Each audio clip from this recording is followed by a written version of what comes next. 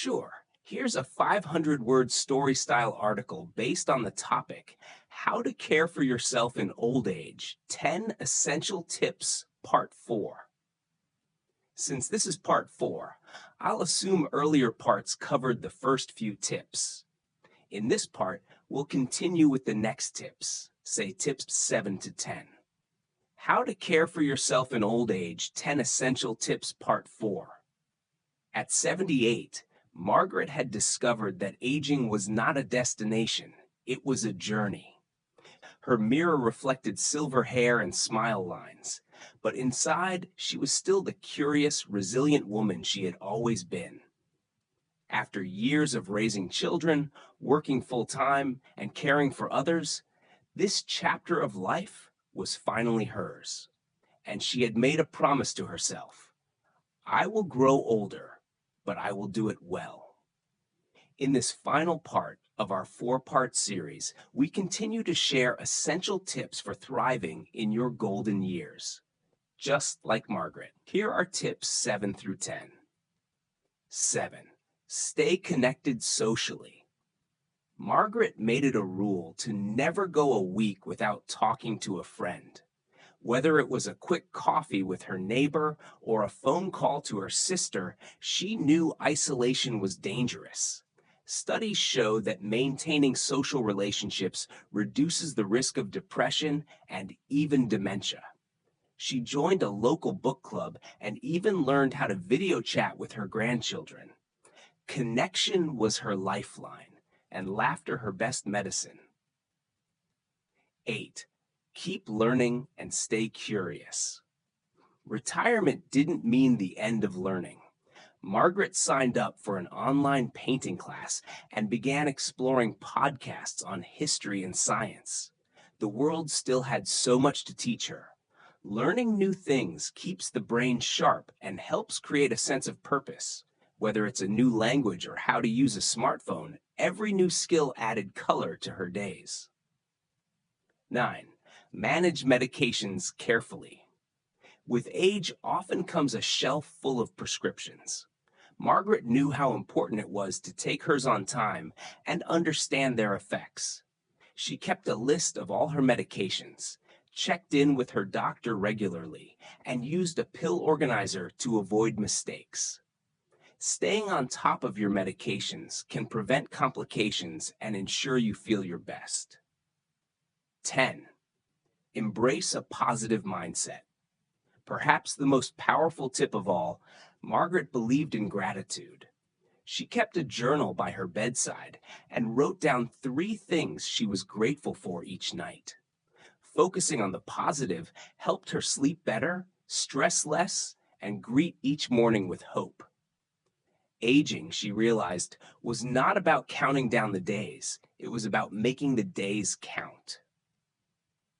Now in her 80s, Margaret continues to embody what it means to age with grace and strength. She cares for herself not out of fear, but out of love, for life, for her family, and for the moments still to come. Because caring for yourself in old age isn't just about adding years to your life, it's about adding life to your years. Missed the earlier parts?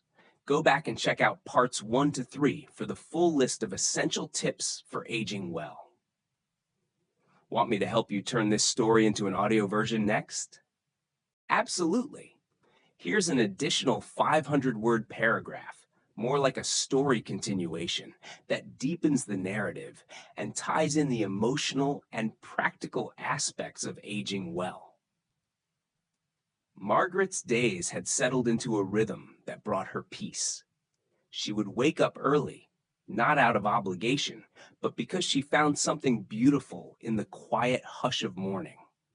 Her cat, Whiskers, would curl around her feet as she brewed a cup of tea and opened the curtains to let in the golden sunlight. These small rituals mattered. They grounded her and reminded her that while she no longer rushed out the door for work or school drop-offs, her time was still valuable. She had learned that self-care wasn't a one-time act. It was a lifestyle. Some days that meant taking a long walk through the neighborhood park, breathing deeply as spring blossoms danced in the breeze. Other days it meant letting herself rest when her body asked for it. She had stopped seeing rest as laziness and began honoring it as wisdom. What made the biggest difference, though, wasn't just what Margaret did, but how she saw herself. Growing up, she had been taught that aging meant decline, invisibility, irrelevance. But experience had taught her otherwise. The truth was, she had never known herself better. Her confidence came not from what others thought, but from everything she had lived through and learned.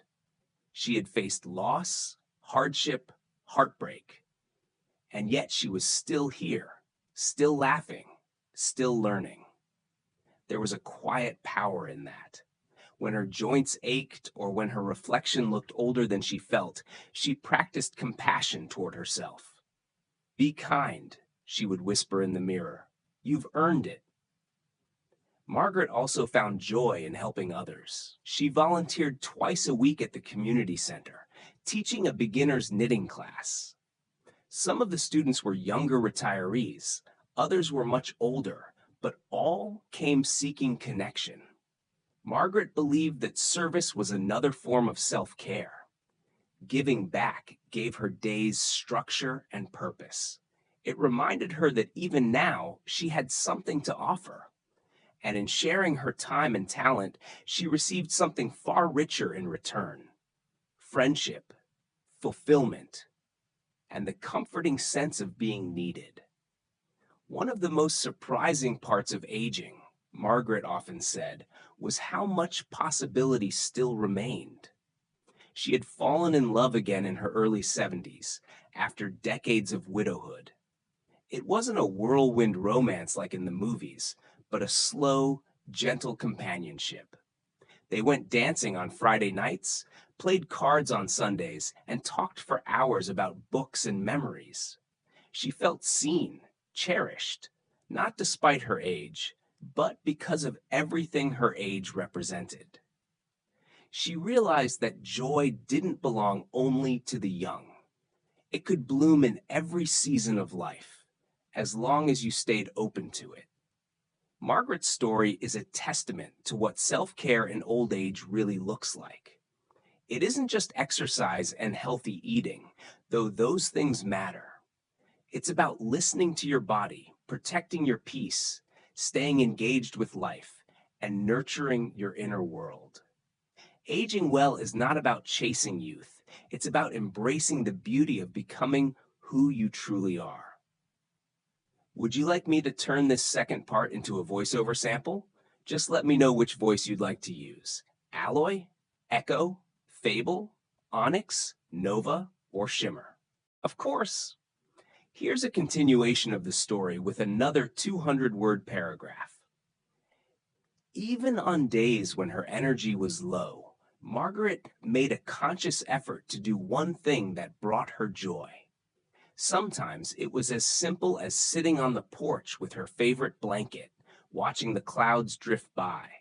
Other times it was flipping through old photo albums, smiling at the faces of her children when they were small, or the candid moments with friends long gone. These moments reminded her that life wasn't just about what's ahead, but also about honoring where you've been. She had grown comfortable with silence and solitude, no longer seeing them as loneliness, but as time to reconnect with herself. Her sense of self wasn't tied to her past roles, mother, wife, employee. It was rooted in the person she had become through them all. In many ways, her old age gave her a kind of freedom she had never known before. The pressure to prove, to rush, to please, had all fallen away. What remained was authenticity. Margaret wasn't just surviving her later years, she was savoring them. And through her example, she reminded others that aging can be a rich, soulful chapter, a time of peace, presence, and deep personal meaning. Want this one in audio form too? Let me know which voice you'd like to use.